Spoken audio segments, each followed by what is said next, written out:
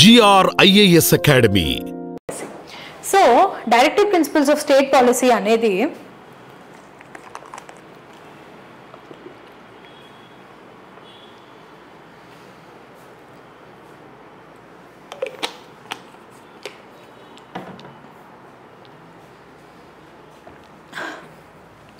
Part 4 of the Indian Constitution, Part 3 ఏంటి Fundamental Rights, right?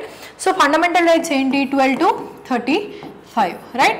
So, Part 4 of the Constitution from Articles 36 to 51.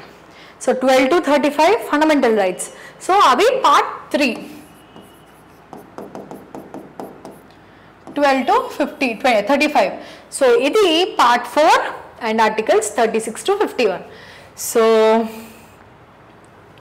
inspiration from Irish Constitution. So we know India has borrowed unique features from various foreign constitutions, right?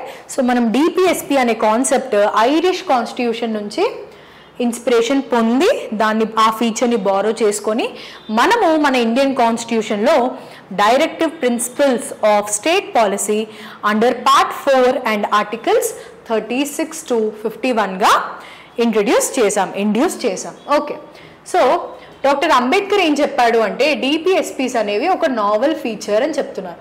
Novel అంటే some special కొత్త unique feature అనేది మన doctor Ambedkar చెప్తున్నాడు. So DPSPs and fundamental rights together are philosophy, soul and concise of constitution. So ఎప్పుడైనా మనం fundamental rights గురించి DPSPs answer రాసినప్పుడు ఇలాంటి కొటేషన్స్ రాయటం, doctor Ambedkar said DPSP as novel features, okay అది చెప్పటం. DPSPs and fundamental rights are philosophy, soul, conscience of the constitution అని చెప్పటం. ఇట్లాంటివి whenever we are writing the comments it will make our ఇంట్రడక్షన్లో వాడుకోవచ్చు, లేదంటే కన్క్లూజన్లో వాడచ్చు, లేదంటే బాడీలో if needed we can write these points.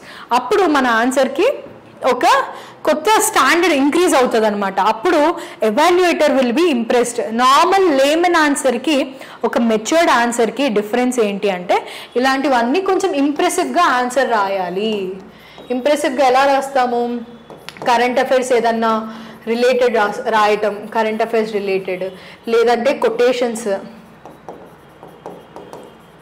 So current affairs related ఏదన్నా ఎగ్జాంపుల్ రాయటం, కొటేషన్స్, లేదంటే ఇలాంటి కామెంట్స్. అండ్ సబ్జెక్ట్ ఓరియంటెడ్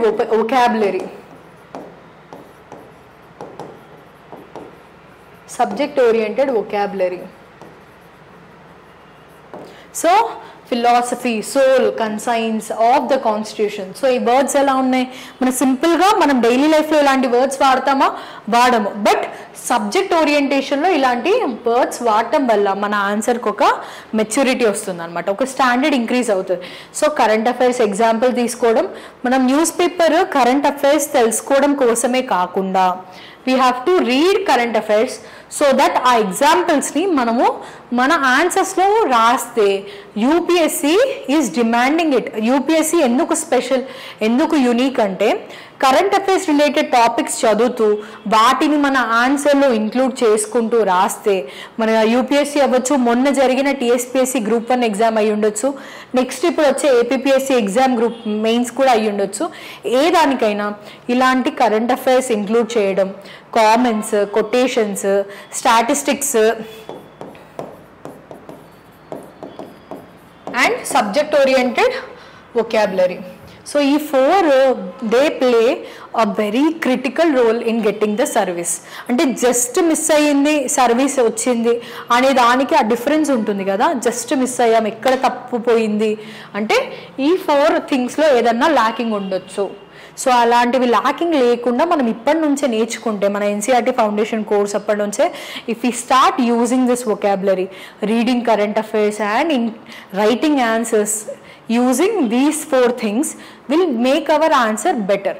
ఇప్పటి నుంచి అలా ప్రాక్టీస్ చేస్తే మనము యూపీఎస్సీ అటెంప్ట్ ఇచ్చినప్పుడు కానీ group 1, group 2, group 3, group 4 for that matter ఏదైనా ఇప్పటి నుంచి ప్రాక్టీస్ చేస్తే మనకి ఆన్సర్స్ మెయిన్స్ కానివ్వండి, ప్రిలిమ్స్ మోడల్లో అయ్యి ఉండొచ్చు, దేంట్లో అయినా ఈజీ ఉంటుంది అనమాట అటెంప్ట్ చేయడం.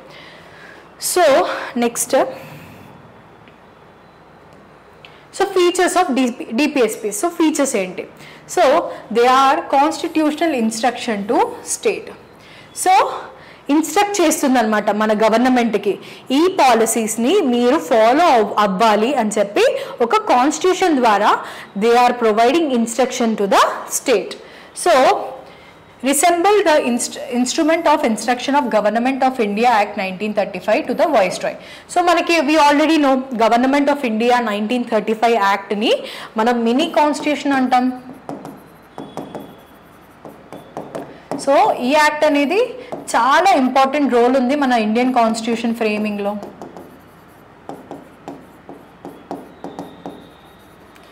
సో ఈ యాక్ట్లో ఇన్స్ట్రుమెంట్ ఆఫ్ ఇన్స్ట్రక్షన్స్ అని ఒక పార్ట్ ఉందన్నమాట. సో ఈ పార్ట్ ఏంటంటే it is providing instructions to the viceroy. So certain set of instructions ఇచ్చింది.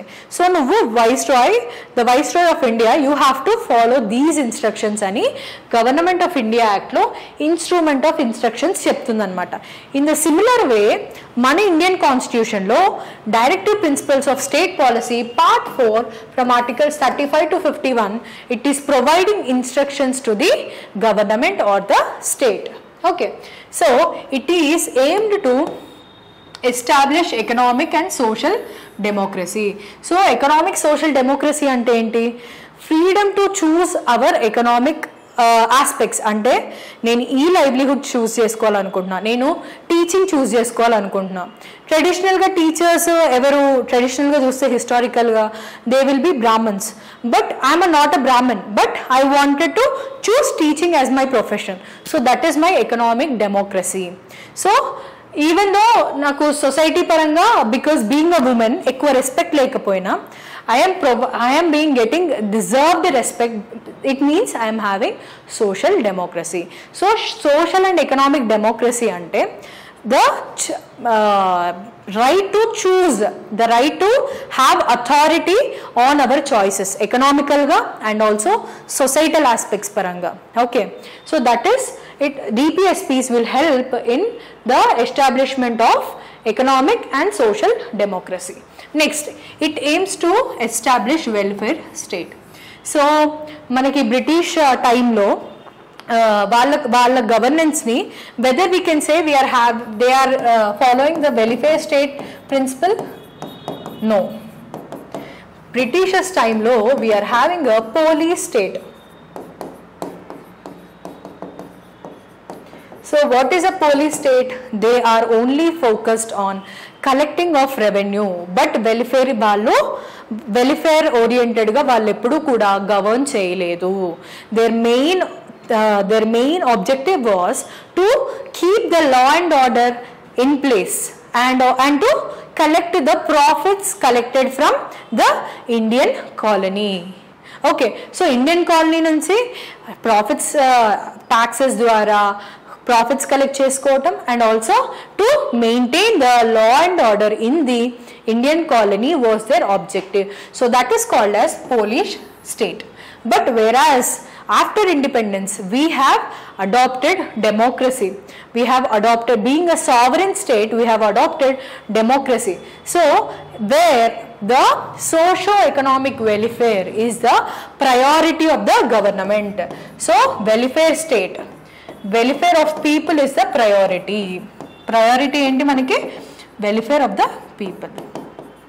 సో డిపిఎస్పీస్ ఫాలో అవ్వటం వల్ల వెల్ఫేర్ ఆఫ్ ద పీపుల్ జరుగుతుంది అని మన ఇండియన్ కాన్స్టిట్యూషన్ చెప్తుంది. ఓకే, సో ఇండియన్ కాన్స్టిట్యూషన్ ఏం చెప్తుంది? It aims to establish a welfare state. So whenever we are following the DPSPs then welfare of the people is done. So thereby establishing a welfare state. Okay, so మన pre independence post ఇండిపెండెన్స్కి ఏంటి అంటే pre ఇండిపెండెన్స్లో it is a police state. అక్కడ మనకి వెల్ఫేర్కి priority ఇవ్వలేదు. But post independence after the adoption of Indian constitution where we are formulating the legislations and issuing the GOs based on the Indian constitution,